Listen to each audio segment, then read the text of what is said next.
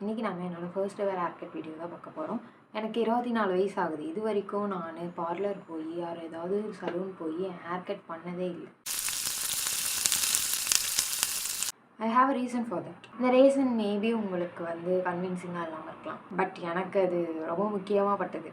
நான் ஒரு கிராமத்தில் இருந்து வளர்ந்தேன்னு சொல்ல மாட்டேன், நான் ஒரு டவுனில் தான் இருந்தேன். ஆனால் எங்கள் வீடு எப்படி இருக்கும்னா, சின்ன ஒரு ரூமு, ஒரே ஒரு kitchen. It's like a 1KB. அந்த வீடு தனியாக மட்டும் இருக்காது. அந்த வீடு கூடவே ஒரு 20+ ஹவுசஸ் இருக்கும். 20+ house people, family members will influence our family members. நான் 12th முடித்த உடனே நான் சென்னை போய் படிக்கிறேன் அப்படின்னு சொன்னேன். ஆனால் எங்கள் வீட்டில் இருக்கவங்க எல்லாருமே எதிர்த்தாங்க. ஆனால் எங்கள் அப்பாவோட சப்போர்ட்டால் நான் சென்னை போய் படிக்க அலோவ் பண்ணிட்டாங்க. நான் காலேஜ் படித்து முடிக்கிற வரைக்குமே நான் எங்கள் வீட்டில் வளர்ந்த பொண்ணாகவே தான் இருந்தேன். எண்ணெய் வச்சு தலை சீவிட்டு போவேன், மேக்கப்லாம் எதுவும் போட மாட்டேன், பொட்டு வச்சு குங்குமம்லாம் வச்சுப்பேன். டெய்லி சுடிதார் சால்க்கு பின் பண்ணி ஒரு மாதிரி நீட்டாக போயிட்டுருப்பேன். And I am not at all regretting for that. I am grateful for that. எனக்கு ஒரு பயங்கரமான ரெஸ்பான்சிபிலிட்டி இருந்தது. ஏன்னா அந்த இடத்துல யாருமே இது வரைக்கும் ஊர் தாண்டி போய் படித்ததே இல்லை. ஒரு இந்த மாதிரி சுச்சுவேஷனில் இருந்துட்டு வெளியே போய் படிக்கும்போது I hate some restrictions and I took some responsibilities because I should not be a wrong example for other people. மறுபடியும் எனக்கு சென்னையில் வேலை கிடைக்கிற மாதிரி இருந்துச்சு. ஸோ நான் சென்னைக்கு வேலைக்கு போனேன்.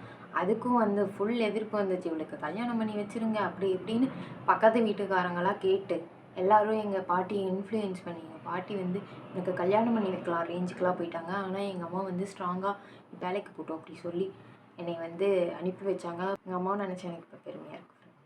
நான் சென்னை போன உடனேவே என்னோடய சேஞ்சஸ் எல்லாத்தையும் பார்த்துட்டு எங்கள் ஃபேமிலி ரொம்ப பேடாக நினைக்கக்கூடாது. அண்ட் பக்கத்தில் இருக்கவங்களாம் அவங்கள ஏதாவது சொல்லி அவங்க ரொம்ப ஃபீல் பண்ணி என்னை நீ படிக்கவே வேண்டாம், நீ வேலைக்கே போக வேண்டாம் அப்படின்லாம் சொல்லியிருக்கக்கூடாதுங்கிறதுக்காக நான் கேர்ஃபுல்லாக இருந்தேன். நான் வேலைக்கு சேர்ந்து ஒரு 2 இயர்ஸ் கழிச்சு எங்கள் வீட்டுக்கிட்ட இருக்க அதே ஏரியாவில் இருக்க அதே 20+ ஹோம் இருக்க ஒரு வீட்டிலேருந்து ஒரு பொண்ணு சென்னையில் வேலை கிடச்சி போகிறப்ப அந்த பொண்ணு அவங்க வீட்டில் கன்வின்ஸ் பண்ணுது, சீதாக்கா சென்னையில் தானே படித்து வேலைக்கும் போகிறாங்க, அதே மாதிரியே நானும் போவேன், அதே மாதிரியே நானும் சேஃபாக இருப்பேன், அதே மாதிரியே நானும் பத்திரமா இருப்பேன் அப்படின்னு சொல்லி என்னை ஒரு உதாரணமாக காட்டி அந்த பொண்ணு சென்னைக்கு வேலைக்கு வந்துச்சு. அது எனக்கு ரொம்ப பெரிய விஷயமாக தெரிஞ்சிச்சு.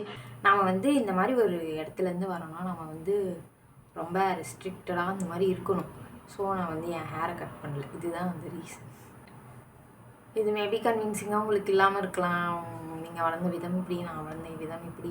பட் நான் இப்போ கண்ட்ரி மாறி நான் ஹேர் கட் பண்ணணும்னு முடிவு பண்ணி நான் ஹேர் கட் பண்ண கிளம்பிட்டேன். நான் ஒரு 4-5 கடை ஏறி, வேறு டிப்பிக்கல் இண்டியன் ரைட், 4-5 கடை ஏறி எந்த கடையில் விலை கம்மியாக சொல்கிறாங்க அப்படின்னு தெரிஞ்சுக்கிட்டு அதுக்கப்புறமா ஒரு கடைக்கு போனோம். அந்த கடையிலேயே ஹேர் வாஷ் பண்ணி ஹேர் கட் பண்ணி விடுவேன்னு சொன்னாங்க. அவங்க ஹேர் கட் என்ன மாதிரி ஹேர் கட் பண்ணிக்கலாம் அப்படின்லாம் கேட்டாங்க. எனக்கு ஸ்ட்ரெயிட்டாக ஒரு ஹேர் கட் மட்டும் பண்ணி விடுங்க அப்படின்னு சொல்லிட்டேன். ஏன்னா எனக்கு நான் இப்போ தான் ஃபஸ்ட் டைம் ஹேர் கட் பண்ண போகிறேன். நான் ஸ்ட்ரெயிட் ஹேர்லேருந்தே ஸ்டார்ட் பண்ணலான்னு இருக்கேன். இந்த அக்கா 24 பவுண்ட்ஸ் சொன்னாங்க. இல்லைக்கா நாங்கள் ஒரு மாலில் 21 பவுண்ட்ஸ் தான் சொன்னோம், நான் அங்கேயே போகிறேன் அப்படின்னு சொன்னேன். அந்த அக்கா இருந்துட்டு அப்புறமேட்டுக்கா சரி எங்களுக்கும் கஸ்டமர் இல்லை வாங்க, நான் 21 பவுண்ட்ஸ்க்கே சொன்னாங்க. சரி சொல்லிட்டு நாங்கள் போய் பண்ண ஆரம்பிச்சோம். அதுக்கப்புறம் அந்த அக்கா என் ஹேரை பார்த்துட்டு ஓ யூ ஹேவ் லாங் ஹேர் அப்படின்னாங்க. தேய்ச்சிக்கிட்டே பேசி கொடுத்துட்டே இருந்தாங்க என்கிட்ட, ரொம்ப எங்கேஜாக வச்சுருந்தாங்க. இந்த ஊரில் எல்லோரும் அப்படி தான் பண்ணுவாங்க போல். சிரிச்சுட்டு ஹேர் க்ளீன் பண்ணிட்டீங்களா? ஹேர் வாஷ்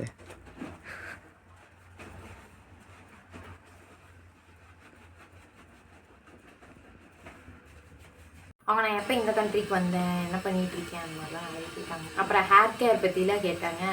ஏன்னா நம்மளுக்கு என்ன ஹேர் கேர் இருக்குது. அதுக்கப்புறம் அந்த அக்கா டவல் வச்சு தொடச்சிட்டு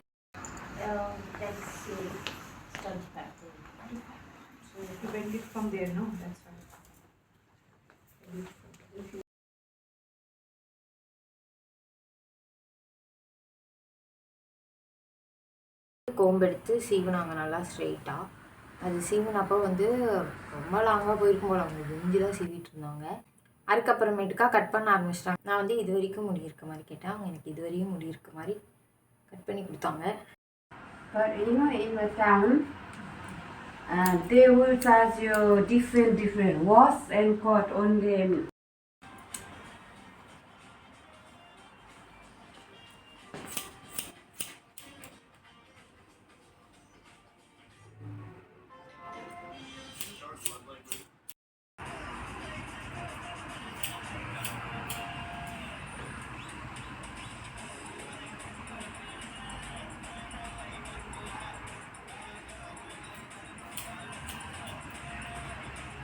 அதுக்கப்புறம் ப்ளோ ட்ரை பண்ணதுக்கப்புறமேட்டுக்கா நான் ஃபாரின் ஹீரோயினாக ஆகிட்டேன்.